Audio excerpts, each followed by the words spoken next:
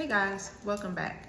So you're going to find two links in the description below. The first link is going to be for my practical exam kits for the states of Georgia, North Carolina, South Carolina, and Virginia. The second link is going to be to my practical prep ebook guides. I would just like to take a few moments to say thank you so very much to Hair Art International Incorporated for providing the mannequins that you see in my videos. There will also be a discount code listed below. So now let's jump right into core domain number 5, chemical waving. Once you have completed wrapping the hair, the proctor will be standing with you one-on-one and instruct you to demonstrate saturation. At that point, you will sanitize your hands, place your gloves on your hands, take your protective cream and place it at the nape underneath the very last rod. Apply your cotton and then begin to demonstrate the saturation. Now remember, it is on top, as you see here, in the middle, and then underneath the rod. Be sure that you do not come in contact with the hair with the tip of the applicator bottle. So once again, on top, middle of the rod, and underneath. In the container will be water, and you will only have to demonstrate saturation on the first 3 rods. But for visual purposes, I am showing you saturation for more than 3 rods. But you're only required to saturate the first 3. Remember guys, you only have 20 minutes to complete the rodding. So once they tell you to begin, 20 minutes is the total that you have to section out and wrap the hair as well as drape. So here you see me once again applying.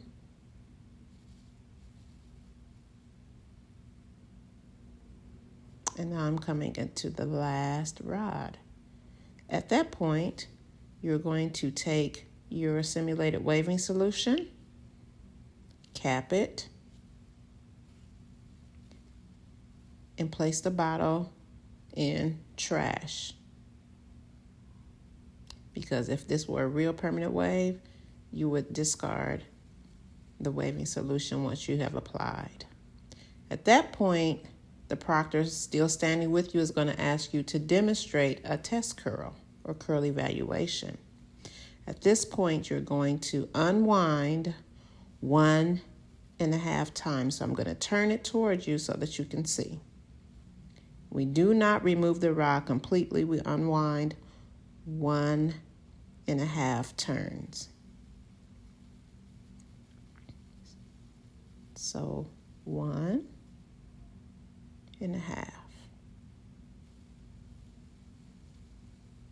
Here we go, 1.5.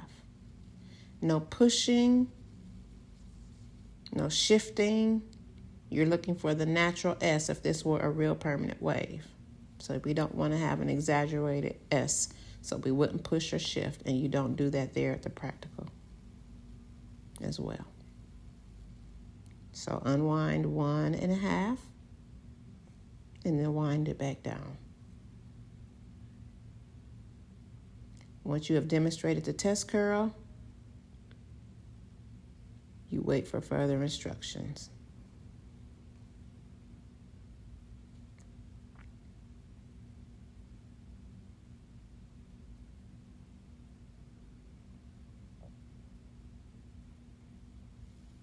And there you go. Now, base placement should be on base or half base. At this point, they're going to instruct you once they finish or you finish, they're going to ask you to remove all the rods from the head and create 5 sections for the remaining chemical services. And they will give you 5 minutes to complete this task.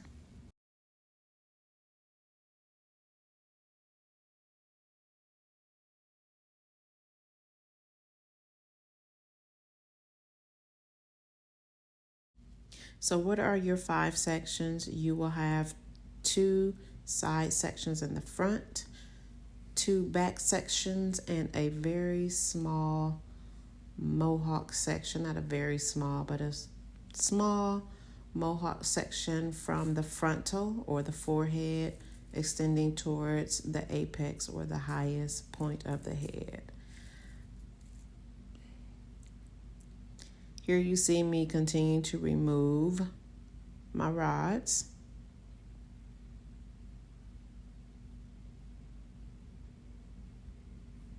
And once again, remember, we do not place the rods with the end wraps on them in the items to be disinfected. The end wraps have to be separate, as you see me removing them from the rods, placing the rods in the items to be disinfected, and the end wrap in the trash.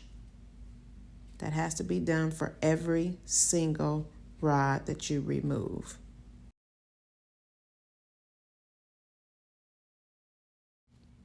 A couple of FYIs while you are watching me remove the remainder of the rods. First off, some of the things that the proctors will be assessing you on, which are super duper duper important. The first is going to be your rod and your band placement. So you want to make sure that you're rodding either on base or half base. Secondly, your band placement. You want to make sure that the band lives in front of the rod, not super tight and not twisted. As you see here, I'm removing my cotton coil, and then I'm going to place that in. Which bag would it go in? Yes, you are right. The bag labeled trash. And from that point, I'm going to continue to remove all of those rods.